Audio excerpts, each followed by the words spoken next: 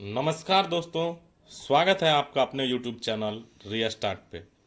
हम उम्मीद करते हैं आप लोग स्वस्थ, मस्त और व्यस्त होंगे। खुद को बेहतर बनाने की कोशिश जरूर कर रहे होंगे। तो देखिए दोस्तों, उसमें थोड़ा सा हेल्प हमसे भी ले लीजिए। हम आपको बताने वाले हैं आगरा घराना के बारे में। इससे पहले आप जानते हैं ग्वालियर घराना के बारे में बता चुके हैं। अगर आप वो वीडियो नहीं देखे हैं तो प्ले लिस्ट में जा करके देख लीजिए।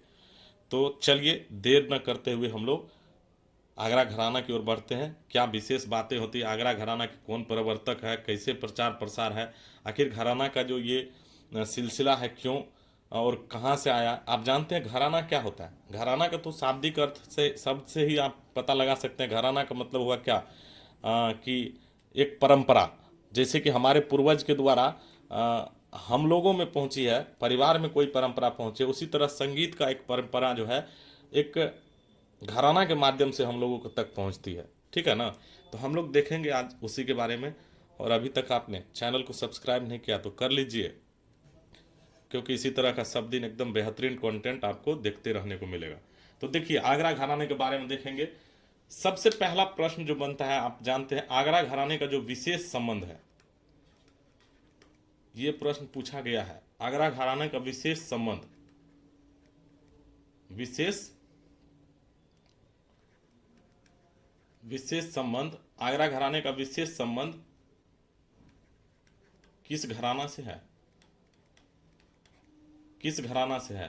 तो आप जानते हैं आगरा घराना के जो संस्थापक है सुजान खां, और उसके बाद जो घग्गे खुदाबख्श इनका जो प्रचार प्रसार करते हैं, वो रहते हैं किनके शिष्य? तो नथन पीरबख्श के शिष्य रहते हैं। किनके रहते हैं? नथन पीरबख्श। और नथन पीरबख्श जानते हैं आप, नथन पीरबख्श जो है कौन है? ग्वालियर घराना के जो है प्रवर्तक माने जाते हैं, संस्थापक है ग्वालियर घराने के। तो अब मान लीजिए ग्वालियर घराना का जब टीचर है, वो हमको शिक्षा दिए हैं, हम वहाँ से ग्वालियर में शिक्षा लेके आगरा घराना चल गए, तो ग्वालियर का बहुत सारा बात तो आगरा चल ही नहीं जाएगा। तो इसीलिए ये प्रश्न पूछा जाता है कि किस आगरा घराना में विशेष, आगरा घराना का जो है संबंध, यानी विशेष संबंध किस घराना से रहा है। तो क्या संबंध हो जाएगा?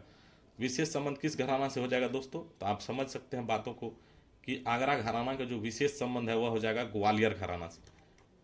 किससे हो जाएगा? ग्वालियर घराना। आप जानते हैं ग्वालियर घराना से ही घराना का जो है शुरुआत माना जाता है। ठीक, इसके बाद थोड़ा सा आपको धुंधला दिखाई दे रहा होगा, तो इसमें थोड़ा सा इसका ब्राइटनेस के कारण से ऐसा हो रहा है। हाँ ठीक है, तो चलिए हम आगे बढ़ते हैं। आप जानते हैं आगरा घराना के जो प्रवर्तक है, प्रश्न पूछा जाए आपसे कि बताइए आगरा घराना के प्रवर्तक कौन है, तो क्या जवाब दीजिएगा आप? आगरा घराना के जो प्रवर्तक है, आपको जवाब देना है कि सुजान खां। कौन है? सुजान खां। आप जानते हैं, नाम सुने होंगे आप लोग। आगरा घराना के प्रवर्तक, या इसको संस्थापक भी कहते हैं। प्रवर्तक को ही क्या कहते हैं? आप संस्थापक भी कह सकते हैं, प्रवर्तक कहिए या संस्थापक कहिए। क्या हो जाएगा? संस्थापक भी इनको कह सकते हैं। तो ये हो जाएगा आपको सुजान खां। ठीक दोस्तों, उसके बाद आप जानते हैं इसका जो प्रचार प्रसार करते हैं, इसके बाद आगरा घराने को जो प्रचार प्रसार विशेष करते हैं, उनका नाम आपको याद रखना है। प्रचार प्रसार कौन करते हैं सबसे ज़्यादा? इसका प्रचार प्रसार। चलिए, तो आप जानते हैं प्रचार प्रसार किसके द्वारा ज़्यादा विशेष करके होता है? तो ये होता है आपको घग्गे खुदाबख्श के द्वारा। किसके द्वारा? घग्गे खुदाबख्श के द्वारा। घग्गे खुदा बख्श, घग्गे खुदा बख्श, घग्गे खुदा बख्श। ठीक है, आप जानते हैं घग्गे खुदा बख्श के द्वारा इसका सबसे ज़्यादा प्रचार प्रसार होता है। और घग्गे खुदा बख्श के गुरु के बारे में अगर आपसे पूछा जाए, क्या पूछा जाए कि इनके गुरु कौन थे, घग्गे खुदा बख्श के गुरु कौन थे, तो ये प्रश्न इसलिए इम्पोर्टेंट है क्योंकि आप जानते हैं घग्गे खुदा बख्श जो है ग्वालियर घराना के गुरु से शिक्षा लेते हैं। किनसे? जो ग्वालियर घराना है, आप जानते हैं ग्वालियर घराना के संस्थापक कौन है? नथन नथन पीरबख्श, है ना? आप लोगों को ये पढ़ा चुके हैं, नथन पीरबख्श। इनके दो पुत्र रहते हैं, नथन पीरबख्श। नथन पीरबख्श जो है ये किसके संस्थापक है? ग्वालियर घराना के संस्थापक है। ये भी बात आपको याद रखना है। कौन सी बात? नथन पीरबख्श किस घराना के संस्थापक है? अगर आपसे पूछे नथन पीर बख्श, तो आप जानते हैं इसका संबंध जो है ग्वालियर घराना से। किस घराना से? ग्वालियर घराना। ग्वालियर घराना के प्रवर्तक ही है ये नथन पीर बख्श, है ना। इसी से इनको शिक्षा मिलती है घगे खुदा बख्श को। इसीलिए घगे खुदा बख्श जो है में ज़्यादा करके क्या ग्वालियर घराना का ज़्यादा जो है सारा बातें इसको खगे खुदा बख्श के द्वारा आगे बढ़ाया जाता है। और तो आगरा घराने में ज़्यादा करके ग्वालियर घराना का जो है बातें दिखाई देता है। ठीक, आगे बढ़ेंगे। इससे हम लोग अगर आगे बढ़ते हैं तो घगे खुदा बख्श के पुत्र हैं, ठीक है। इनके जो पुत्र होते हैं, घगे खुदा बख्श के जो पुत्र होते हैं, आप जानते हैं उनका नाम क्या है? इनके पुत्र का नाम है गुलाम अब्बास खां। क्या नाम है? गुलाम अब्बास खां। आपको याद रखना है, क्योंकि ये सब एकदम देख रहे हैं क्या हो रहा है। वंश परंपरा समझिए, जैसे वंश के हिसाब से हम लोग परिवार में देखते हैं कि परंपरा कोई चलते आता है तो वही क्या हो जाता है, उसी को घराना कहते हैं, है ना। तो गुलाम, यहाँ भी देखिए वही बात चल रहा है, गुलाम अब्बास खां। गुलाम अब्बास खां हो जाएगा इनके पुत्र का नाम। घगे खुदा बख्श के पुत्र का नाम क्या हो गया? गुलाम अब्बास खां। आप जानते हैं दोस्तों, घगे खुदा बख्श के एक भाई भी थे। कौन थे? भाई। इनके भाई का क्या नाम है? आपको ये भी पता होना चाहिए, क्योंकि इनसे भी प्रश्न बनता है। इनके जो भाई रहते हैं, इनके भाई का नाम आप देख लीजिए। इनके भाई का नाम है क्या? जग्गू खां रहते हैं। घगे खुदा बख्श और जग्गू खां, ये दोनों भाई हैं। घगे खुदा बख्श के भाई कौन है? जग्गू खां। जग्गू खां, जग्गू खां इनके भाई हो गए। हाँ बिल्कुल, भाई हो गए। आप जानते हैं दोस्तों, भाई हो गए जग्गू खां और घगे खुदा बख्श। इसके बाद क्या होता है? जग्गू खां के जो पोता है, इनके जो पोता होते हैं, इनके पुत्र के बारे में ज़्यादा बातें नहीं बताई गई है। इनके जो पुत्र होते हैं, ठीक है ना, जग्गू खां के जो पुत्र होते हैं, उनको जो शिक्षा मिलती है, किन से मिलती है? घगे खुदा बख्श के जो पुत्र है यह गुलाम अब्बास खां, इन्हीं के द्वारा इनको शिक्षा मिलती है। किनको? इनके पोता को। इनके पोता का नाम क्या है? आप सबसे पहले ये बात जान लीजिए। इनके पोता का जो नाम होता है, जग्गू खां के पुत्र का नाम नथन पीर बख्श। क्या होता है? नथन पीर बख्श। इसका नाम तो आप लोग जरूर सुने होंगे। हाँ, क्या नाम रहता है इनके?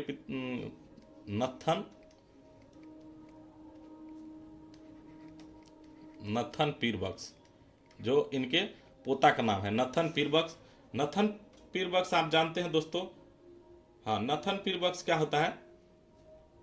गुलाम अब्बास खां से इसको शिक्षा मिलती है। किससे मिलती है? ये बात आपको, गुलाम अब्बास खां के शिष्य हो गए। इनके शिष्य कौन हो गए? गुलाम अब्बास खां के शिष्य हो गए आपको नथन पीर बख्श, ठीक है ना। तो नथन पीर बख्श जो है आपको गुलाम अब्बास खां के शिष्य हो जाते हैं। और फिर आगे जब बढ़ते हैं, हम आगे देखते हैं इसका जो क्रम, इसका जो वंश परंपरा चलते जाता है।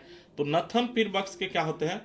नथन पीर बख्श को भी पुत्र है, ठीक है ना। इनके पुत्र के बारे में आप देखेंगे, इनसे प्रश्न बनता है। नथन पीर बख्श के जो पुत्र है, इनका क्या नाम है? ठीक, इनके पुत्र के बारे में आप अगर जानते हैं तो विलायत हुसैन खां का नाम सुने होंगे आप लोग, हैं? विलायत खां हुसैन नाम सुने हैं? जरूर सुने होंगे, सभी लोग सुने होंगे, विलायत हुसैन खां। तो इनके जो पुत्र होते हैं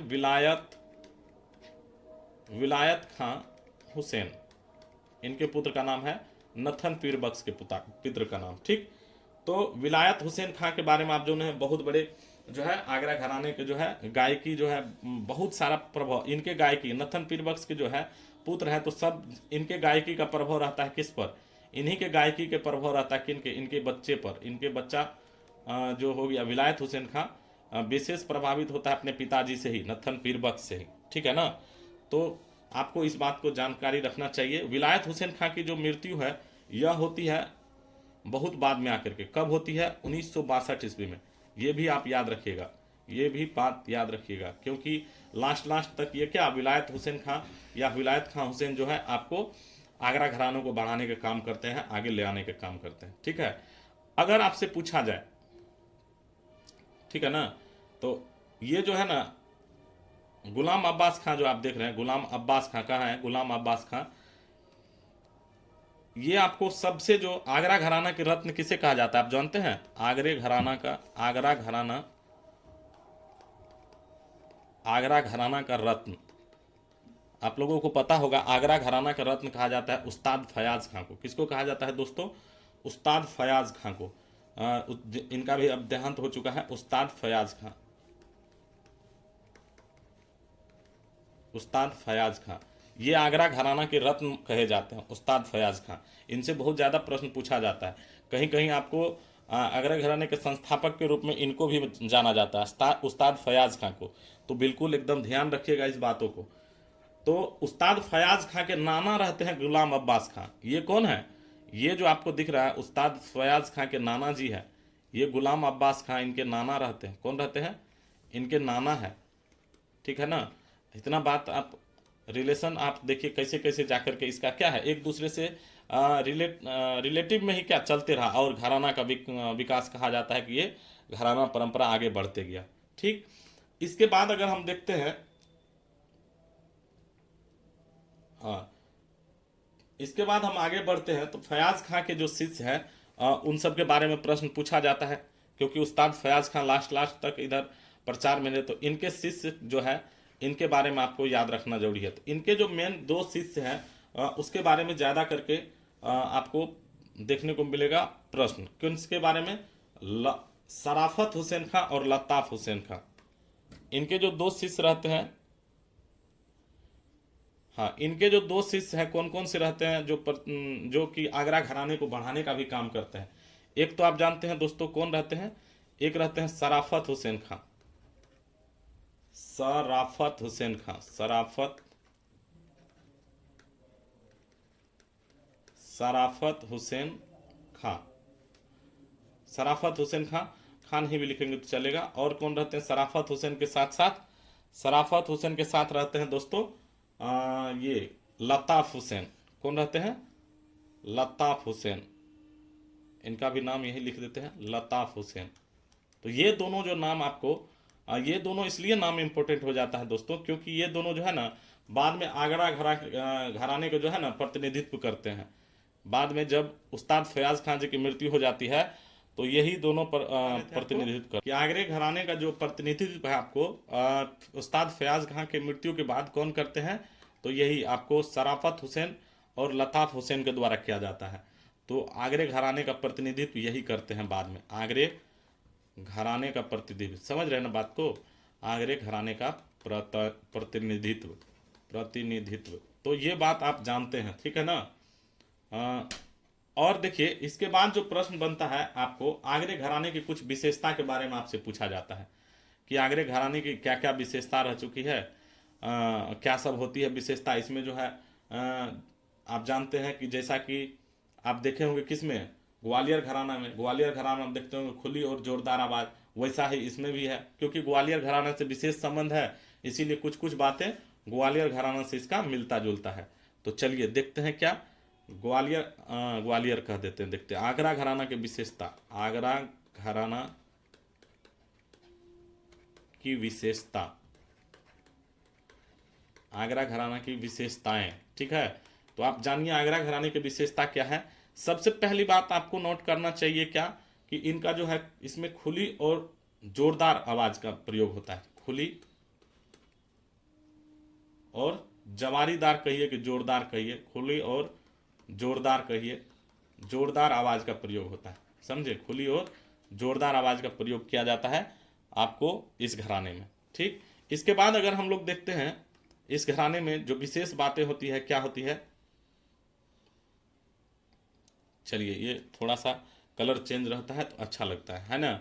तो आप जानते हैं ख्याल में, जैसे कि पहले ध्रुपद में हुआ करता था, क्या ध्रुपद में नोम तोम का आलाप, आकार का आलाप नहीं करते हैं, तो उसी तरह इसमें क्या करते हैं, ख्याल में भी नोम तोम का आलाप किया जाता है। आगरा घराना की ये विशेषता है, ख्याल में बहुत बड़ी विशेषता है, ख्याल में नोम तोम का आलाप किया जाता है, ख्याल में नोम तोम का आलाप किया जाता है।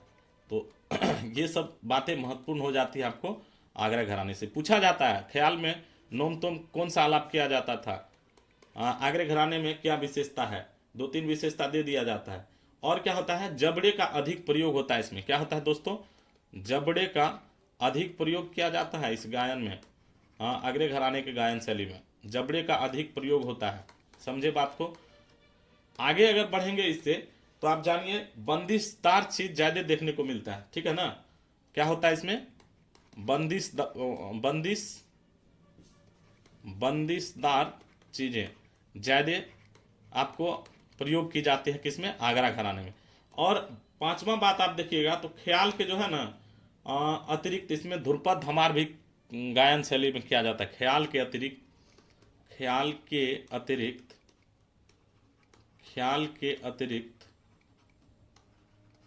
ध्रुपद एवं धमार में भी प्रवीण रहते हैं यहाँ के लोग। इस घराने का ध्रुपद एवं धमार की भी गायकी की जाती है। ठीक, अगर आपसे इससे ज़्यादा और क्या प्रश्न बनता है, बोल तानों में भी कुशलता होना चाहिए। क्या होता है? बोल तान में कुशल, बोल तानों में कुशलता। ये सब आपको आगरे घराने की क्या है? विशेषता है, आप लोग जानते हैं। अब देखिए आगरे घराने में जो भी बातें थी हम आपको बता चुके हैं। अब इनसे जो प्रश्न बनता है और भी बहुत सारे, जो आप बुक पढ़िएगा अगर तो आपको देखने को मिलेगा कुछ कुछ प्रश्न जो कि आगरा घराना से पूछा जाता है, तो उनके बारे में हम लोग देखेंगे और जानेंगे। तो सबसे पहले आप देखिए इसमें प्रश्न कैसे कैसे बनता है। पहला बात आप देखिए, इनका प्रश्न अगर आपसे पूछा जाता है तो कैसे पूछा जाता है। सबसे पहले पूछा जाएगा, आप बताइए आगरा घराना का जन्मदाता। आगरा घराना, आप जानते हैं आपसे पूछा क्या जाता है? आगरा घराने के प्रवर्तक। प्रश्न ऐसे ही पूछा जाएगा ना कि आगरा घराने के जो संस्थापक है वह कौन है, तो आप क्या जवाब देंगे? आपको पढ़ा चुके हैं हम, हाजी सुजान खां। क्या हो जाएगा सही उत्तर? सुजान खां या हाजी सुजान खां? तो सुजान खां आप उत्तर कीजिएगा। तो प्रश्न देखिए कैसे बनता है। फिर आपसे कुछ कुछ व्यक्ति का नाम पूछा जाता है, जैसे कि आप जानते हैं इससे पहले हम क्या बताए थे कि ख्याल के अलावा क्या बताए थे आपको, याद है? नहीं याद है तो याद कीजिए। हम आपको बताए हैं ख्याल के अलावा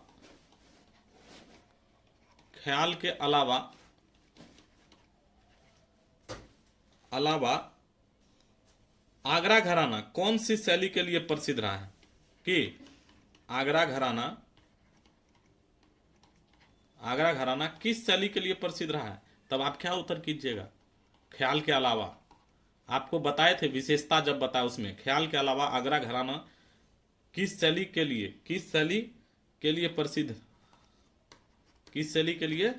प्रसिद्ध है। तो आपका क्या उत्तर होना चाहिए?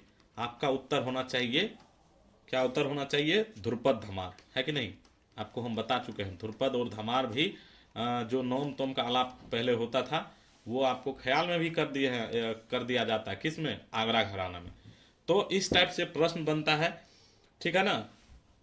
चलिए, और क्या अगर आपसे पूछा जाए उसी में आप देखें कि प्रश्न कैसे बनेगा। मान लीजिए आपसे पूछ दिया जाए कि गुलाम अब्बास किसके शिष्य थे, तो आपको हम पढ़ा चुके हैं गुलाम अब्बास। अगर आपसे पूछा जाए गुलाम अब्बास किसके शिष्य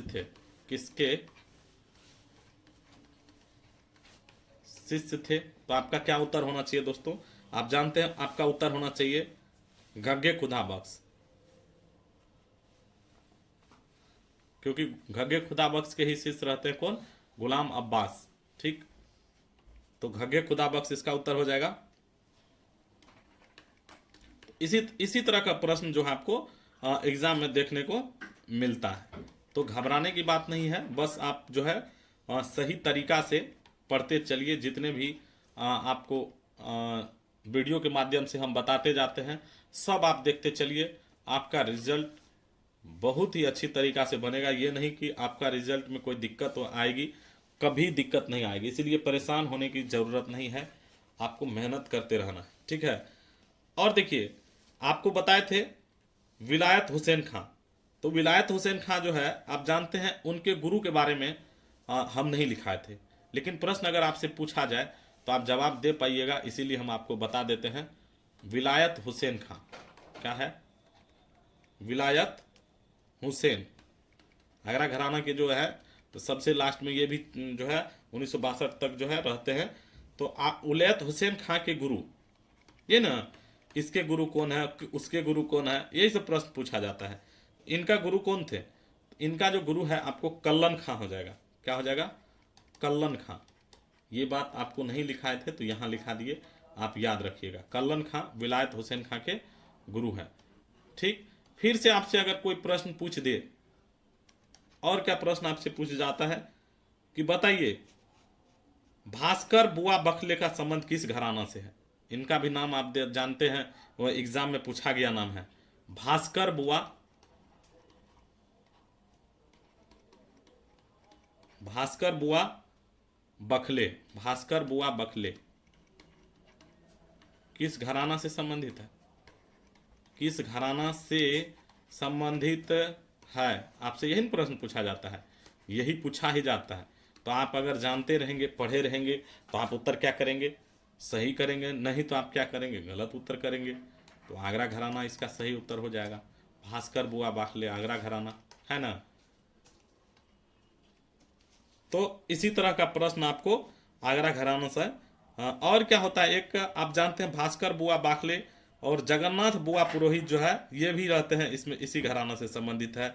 फिर आपको यूनुस हुसैन खां हो जाता है। बहुत सारे जो नाम है आपको हम आपको ऑब्जेक्टिव के माध्यम से सुबह में करवा देंगे, ठीक है। तो आप एकदम सुबह का क्लास मिस नहीं कीजिएगा। 8:30 बजे सुबह, 8:30 बजे शाम, दोनों टाइम हम लोग का लाइव क्लास होता है। तो अगर आप एनसीईआरटी थ्योरी पढ़ना चाहते हैं तो शाम को जुड़िए, अगर आप उसका एमसीक्यू करना चाहते हैं तो सुबह में 8:30 बजे जुड़िए, ठीक। और बाद बाकी आपको घराना से संबंधित जो विशेष टॉपिक सब है उसका हम वीडियो आपको अपलोड करते जाएंगे, आप लोग देखते जाइएगा। और दोस्तों अगर अभी तक आपने चैनल को सब्सक्राइब नहीं किया तो कर लीजिए, समय बहुत कम है, नहीं तो फिर आगे चल के आपको चार्ज लगने वाली है, इसीलिए जल्दी से सब्सक्राइब कर लीजिए। चलिए मिलते हैं शाम में 8:30 बजे।